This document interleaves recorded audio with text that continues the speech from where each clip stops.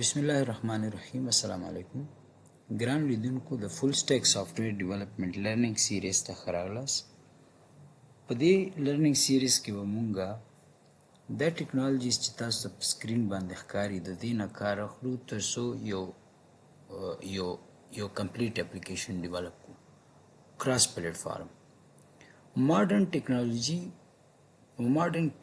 ټیکنالوژي کې په ماډرن سافټویر ډیولپمنٹ کې د دې اړتیا ډیره زیاته ده چې یو اپلیکیشن چې کوم ډیزاین کیږي هغه باید کراس پلیټفارم وي. کراس پلیټفارم نه مطلب دا دی چې هغه هم په وینډوز کې اکسیسیبل یا هم په موبایل انډرایډ کې یا هم په آیفون اپریټینګ سیسټم کې اکسیسیبل یا هم په آیپیډ کې یا هم په لینکس کې. نن سبا په ماډرن ټیکنالوژي کې ټول اپلیکیشن چې دي هغه اوپن سورس دي.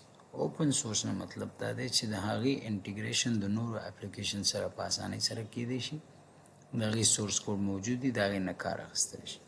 زمونږ ګول دا دی learning full stack or modern application development using HTML5 بس زده کوو، hypertext markup language چې کیدای شي تاسو دې لپاره کې فکر وکړئ چې دا کیدای شي اوس نه وي موجود په ماډرن ټیکنالوژي کې، مګر په اصل کې دا کینګ د ویب پاتې کیدلی شي په 2025 کې چې دومره ایډوانس تللی دی. CSS3 به زده کوو، کیسکیډینګ سټایل شیټ که توسط کیسکیڈنگ سٹائل شیٹ ما میتونیم که دیزاین خود تکمیل کنیم. چقدر در پالیسی ما که مربوط به دیزاینینگ وبسایت می باشه او در CSS3 کیسکیڈنگ سٹایل شیٹ می باشه و کد نویسی از میشه. سیمنتیک HTML elements سیمنتیک HTML elements ای در HTML5 elements asta که توسط ازی ما لیاوت خود دیزاین کرده میتونیم، یعنی یک استرکچر را قسمی دیزاین کرده میتونیم که او ریسپانسیو باشه، یوزر فرندلی باشه، اکسیسیبل باشه و سرچ انجن اپتیمایزیشن سیستم داشته باشه. اینالی اگر ما یک سایت را دیولپ میکنیم که او سرچ انجن اپتیمایزیشن ازو که اگر کس در گوگل یا کروف هم درباره ازو نوشته میکنیم که او را بالا کنه، ما باید در دیزاین لیاوت ازو اپلیکیشن از سیمنتیک کلیریتی کار بگیریم. از سیمنتیک HTML elements که جدید است elements در HTML اضافه شده که توسط ازو ما ریسپانسیو دیزاین را جور کرده میتونیم، یوزر فرندلی دیزاین را جور کرده میتونیم. انگولر 20 ما باید یاد بگیریم به خاطر ویژوال فانکشنالیتیز. کارهایی که توسط جاوا اسکریپت سابق ما میکردیم، ما در تکنولوژی نو که میخوایم کراس پلیٹفارم اپلیکیشن را دیولپ کنیم باید از انگولر کار بگیریم. ASP.NET Core تا ASP.NET Core که ما رسیدیم یعنی به اصل مقصد رسیدیم. ASP.NET Core is a web programming language that provide to develop the cross-platform applications. توسط ازی ما کراس پلیٹفارم اپلیکیشن را جور کرده میتونیم، توسط ازی ما کتی API کار کرده میتونیم و توسط ازی ما کتی دیتابیس کار کرده میتونیم. مثال ازی از ASP.NET Core است که چقدر بیزنس لاجیک ما که است یا چقدر که لاجیک ما در اپلیکیشن استفاده میکنیم از ASP.NET Core کار میگیریم تا که با دیتابیس انتگریشن کنیم و لاجیک خدا در دیتابیس امپلیمنت کنیم و وجود فرنٹ اند ریپرزنٹ کنیم توسط این تکنولوژی. SQL Server 2012 و SQL Server را باید یاد بگیریم. ODBC اوپن دیتابیس کنکتیویتی را باید با دیتابیس یاد بگیریم. یعنی اگر ما یک دیتابیس ड्राइवन اپلیکیشن یا فول स्टैक اپلیکیشن یا کراس پلیٹفارم اپلیکیشن را دیزاین میکنیم، جور میکنیم، چقدر که دیتا از است او باید در SQL Server Management Studio سیو شد. TDE ما باید از ترانسپیرنت دیتا انکریپشن کار بگیریم تا که دیتا ما چه قسم انکریپت باشه.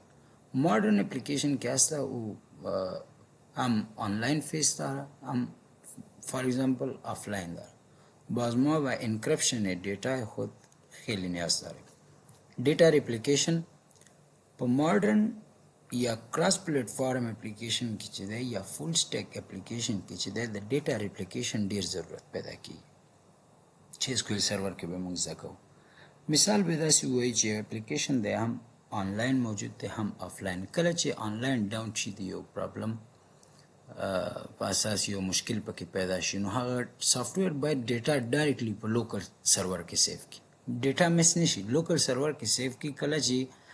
کله چې سیستم بیرته اپ شي کله چې سرور بیرته اپ شي نو د هغه ډیټا چې په لوکل کې سیو ده د هغې باید د آنلاین سرور سره سینکرونایزیشن وشي. نو په دې برخه کې دا ټوله ډیټا باید سبمیټ شي آنلاین. موږ باید د ډیټا ریپلیکیشن لپاره Azure Data Studio ADS for cross platform. SQL Server Management Studio complete د دې لپاره چې موږ ته د ډیټابیس سیستم راکړي خو د دې لپاره چې بیا د آنلاین د ډیټا سره ترانزیکشن وکړو او همدارنګه آنلاین خپل بزنس لاجیک چې دی هغه آنلاین اپلیکیشن کې امپلیمنٹ کوو موږ سره د ډیټا Azure Data Studio ضرورت پیدا کیږي. ویب اے پی آی ډیر مهم شی دی نن سبا په اوپن سورس سیستمونو کې. ویب اے پی آی نه مطلب ویب اپلیکیشن پروګرامینګ انټرفیس. د دې په واسطه به موږ کولی شو چې خپل پروګرام د نورو آنلاین پروګرامونو سره انټیګریټ کړو د یو مشخص اپروچ لپاره. مثال دا دی چې موږ په HTML کې یو پیج ډیزاین کو ډیشبورډ هم ډیزاین کو. په دې کې موږ ته ضرورت دی چې کله موږ زموږ پیج اوپن کړي باید موږ ته ډایرکټ اول د ویدر انفارمیشن وښایي. نو اوس موږ خو نشو کولی چې بیرته د ویدر دپاره بیل سیستم جوړ کړو او بیرته په خپل پیج کې ریپرزنټ کړو. نو هغه د ویدر چې اصلي ویب سایټ دی د خپل اپلیکیشن به د هغې سره انټیګریټ کوو هغه اوپن سورس وي تر څو د ویدر انفارمیشن زموږ په اپلیکیشن کې هم ریټریو شي. او بیا به موږ زده کوو پریکټیکل سافټویر یا اپ ډیولپمنٹ فار آل پلیټفارم اور کلاس پلیټفارم. کراس پلیټفارم یا آل پلیټفارم نه زموږ مطلب دا دی چې داسې اپلیکیشن به جوړو چې هغه هم په انډرایډ کې وچلیږي هم آیفون اپریټنګ سیسټم کې وچلیږي هم آیپیډ کې وچلیږي هم لینکس کې اکسیسیبل وي ویب باندې اکسیسیبل وي. داسې نور دلته موږ سره په رایټ سایډ کې د فرنټ اینډ ټیکنالوجیز موجود دي. یعنې موږ به زده کوو HTML5 hypertext markup language latest 5 یعنی هغه اخیری چې کوم دی 5. CSS3 cascading style sheet 3 دا هم اخیری دی لیټست ورژن لري او همدارنګه بوټ سټریپ هم ورسره. semantic UI elements semantic HTML elements نه مطلب دا دی چې دا نوي ټیګز او elements دي چې HTML په واسطه متعارف شوي تر څو موږ وکولی شو چې داسې یو لیاوټ ډیزاین کو چې هغه هم ریسپانسیو وي او هم یوزر فرینډلی. انګولر د جاواسکرپټ یو فریم ورک دی چې کوم لیټست دی. د دې په واسطه موږ کولی شو چې خپل د سافټویر ویژوال فنکشنالټي سرته ورسو. یعنی دا دومره امپورټنټ دی چې نن سبا څومره هم کراس پلیټفارم سیسټمونه ویب بیس سیسټمونه ډیولپ کیږي په هغې کې تقریبا یو څومره فیصدي تر ډېر فیصدۍ پورې ډیولپرز د انګولر نه کار اخلي. انګولر ډېر سمارټ لنګویج دی چې د دې په واسطه موږ کولی شو چې موږ خپل ویژوال فنکشنالټي سرته ورسوو. راځو د دې انګولر په باره کې زه تاسو ته غواړم شارټ انفارمیشن درکړم چې د انګولر کار څه شی دی. موږ دلته راځو یو پیج به وزټ کړو د پیج فار ایگزامپل ټایم منیجمنټ یو پیج دی.